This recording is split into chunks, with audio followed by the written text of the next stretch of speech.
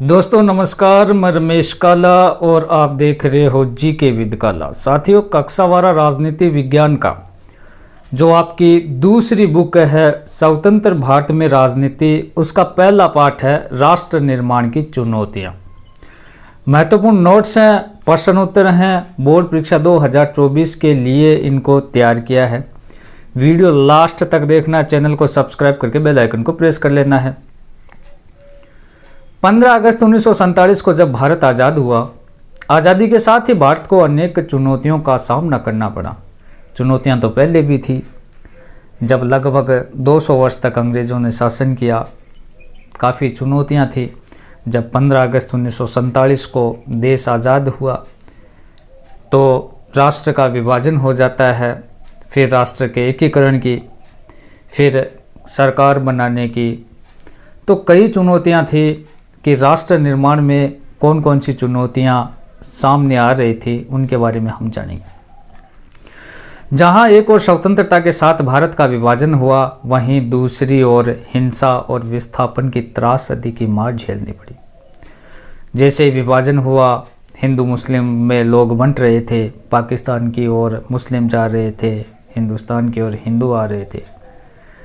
काफ़ी डरावना मंजर था दोस्तों, और ऐसी स्थिति में कौन सी चुनौतियों का सामना करना पड़ रहा है। स्वतंत्र भारत के समय उस समय 3 चुनौतियां वो प्रमुख थी। पहली थी कि एकता एवं अखंडता की चुनौतियां, कि भारत को किस प्रकार से एकता के सूत्र में बांध के रखें। भारत अपने आकार और विविधता में किसी महादेश के वो बराबर था, लंबा चौड़ा था। यहाँ विभिन्न भाषाएं, संस्कृति, धर्मों के अनुयायी रहते थे।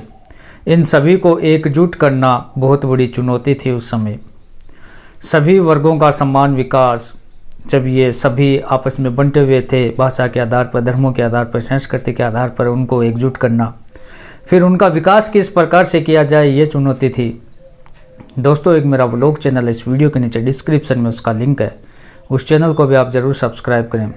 सभी वर्गों का सम्मान, विकास कार्य की भी चुनौती थी। इस संदर्भ में संविधान में इस बात का उल्लेख किया गया कि सामाजिक रूप से वंचित वर्गों तथा धार्मिक, सांस्कृतिक, अल्पसंख्यक समुदायों को सभी को सुरक्षा दी जाए। तीसरी चुनौती थी, बड़ी चुनौती, लोकतंत्र को कायम किया जाए। तो भारत में संसदीय शासन पर आधारित प्रतिनिधित्व मूलक लोकतंत्र को अपनाया। भारतीय संविधान में प्रत्येक नागरिक को मौलिक अधिकार और मतदान का अधिकार दिया गया, जिससे लोकतंत्र वो कायम रहे।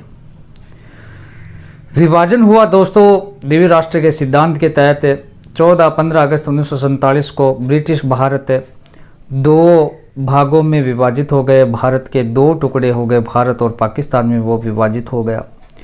विभाजन में मुस्लिम लीग के द्विराष्ट्र सिद्धांत की नीति भी महत्वपूर्ण भूमिका निभा रही थी। इस सिद्धांत के अनुसार भारत किसी एक कौम का नहीं, बल्कि हिंदू और मुस्लिम नाम के 2 कौमों का देश था। इसी कारण मुस्लिम लीग ने मुसलमानों के लिए पाकिस्तान की मांग की और अंततः भारत का विभाजन हो गया। दोस्तों, परिणाम क्या निकले? विभाजन के कारण दोनों संप्रदायों के मध्य अचानक सांप्रदायिक दंगे भी हो गए। बड़े स्तर पर हिंसा का शिकार होना पड़ा। रियासतों के शासकों के मनाने समझाने में सरदार वल्लभ भाई पटेल जो गृह मंत्री थे, उन्होंने ऐतिहासिक भूमिका निभाई।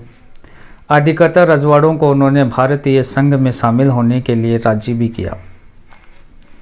रजवाड़ों के विलय में समस्या किस प्रकार से रही कि आज़ादी के तुरंत बाद अंग्रेजी प्रशासन ने घोषणा की कि रजवाड़े ब्रिटिश राज्य की समाप्ति के बाद अपनी इच्छानुसार भारत या पाकिस्तान में सम्मिलित हो जाए।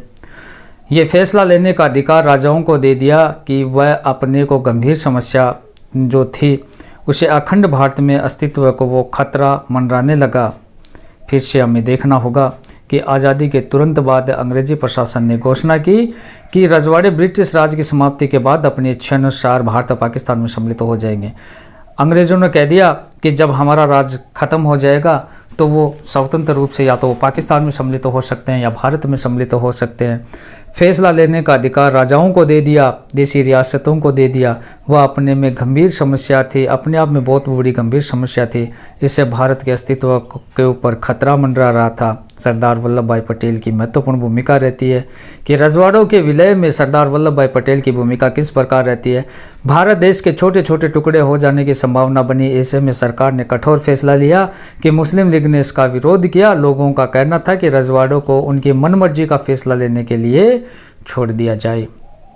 सरदार पटेल ने अपनी चतुराई और सूझबूझ से रजवाड़ों को भारतीय संघ में शामिल कर दिया। दोस्तों, सरकार का नज़रिया किस प्रकार का रहा, देसी रियासतों के बारे में अहम कुछ बातें हम जानेंगे कि अधिकतर रजवाड़ों के लोग भारतीय संघ में शामिल होना चाहते थे। भारत सरकार का रुख लचीला था, वह कुछ इलाकों को स्वायत्तता देने के लिए तैयार थी, जैसा जम्मू और कश्मीर। विभाजन की पृष्ठभूमि में विभिन्न इलाकों के सीमांकन के सवाल पर खींचतान जोर पकड़ रही थी और ऐसे में देश की क्षेत्रीय अखंडता, एकता का सवाल सबसे ज़्यादा अहम हो उठा था।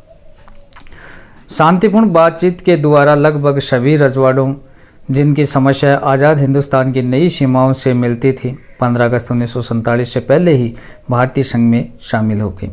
जूनागढ़, हैदराबाद, कश्मीर, मणिपुर की रियासतों का विलय अन्य की तुलना में थोड़ा कठिन साबित हुआ। सितंबर 1948 में हैदराबाद के निजाम ने आत्मसमर्पण कर दिया और हैदराबाद का भारत में विलय हो गया। मणिपुर रियासत का विलय किस प्रकार से होता है कि मणिपुर की आंतरिक स्वायत्तता बनी रहे, इसको लेकर महाराजा बोध चंद्र सिंह व भारत सरकार के बीच विलय के सहमति पत्र पर हस्ताक्षर हुए। जनता के दबाव में निर्वाचन करवाया गया और निर्वाचन के फलस्वरूप संवैधानिक राजतंत्र दोस्तों कायम हुआ। आपको मैं महत्वपूर्ण चीज़ें बता रहा हूँ बोर्ड परीक्षा 2024 के लिए, इनको अच्छे से आप तैयार करें। प्ले लिस्ट में जाकर देखोगे पूरी पॉलिटिकल मिलेगी और सब्जेक्ट भी आपको मिलेंगे। मणिपुर भारत का पहला भाग है जहाँ सार्वभौमिक वयस्क मताधिकार के सिद्धांत को अपनाकर 1948 में चुनाव हुए। राज्यों का पुनर्गठन, बंटवारे और देशी रियासतों के बाद राज्य निर्माण की प्रक्रिया में राज्यों के पुनर्गठन की समस्या भी महत्वपूर्ण थी। राष्ट्र के समझ प्रांतों की समस्याओं को इस तरह तय करने की चुनौती थी कि वह देश की भाषाओं और सांस्कृतिक बहुलता की झलक भी मिले, साथ ही राष्ट्रीय एकता खंडित न हो। भाषा के आधार पर प्रांतों के गठन का राजनीतिक मुद्दा कांग्रेस के नागपुर अधिवेशन 1920 में पहली बार शामिल किया गया। दोस्तों, आंध्र प्रदेश राज्य का निर्माण आप देखें कि तेलुगु भाषी लोगों ने मांग की कि मद्रास प्रांत के तेलुगु भाषी इलाकों को अलग अलग करके एक नया राज्य आंध्र प्रदेश बनाया गया। आंध्र प्रदेश भाषा के आधार पर गठित पहला राज्य बना। राज्य पुनर्गठन आयोग 1953 में केंद्र सरकार ने उच्चतम न्यायालय के भूतपूर्व न्यायाधीश फजल अली की अध्यक्षता में 3 सदस्यीय राज्य पुनर्गठन आयोग का गठन किया गया। इस आयोग ने अपनी रिपोर्ट 1955 में प्रस्तुत की। इसके आधार पर संसद में राज्य पुनर्गठन अधिनियम 1956 पारित किया गया और देश को 14 राज्यों एवं 6 केंद्र शासित प्रदेशों में बांटा गया। तो इस प्रकार से मैं आपको महत्वपूर्ण चीज़ें बताई दोस्तों कि पहला जो पाठ था राष्ट्र निर्माण की चुनौतियां, इसमें आपके 2024 के लिए जो चीज़ें बताई गई हैं वहाँ से प्रश्न पूछने के पूरे चांस रहेंगे। और हमारे जब आपके एग्ज़ाम के नज़दीक मोस्ट इम्पॉर्टेंट क्वेश्चनों की श्रृंखला आएगी तो उसमें आपको मोस्ट इम्पॉर्टेंट क्वेश्चन और बताए जाएंगे। तो वीडियो को शेयर करें, लाइक करें, चैनल को सब्सक्राइब करें। धन्यवाद दोस्तों।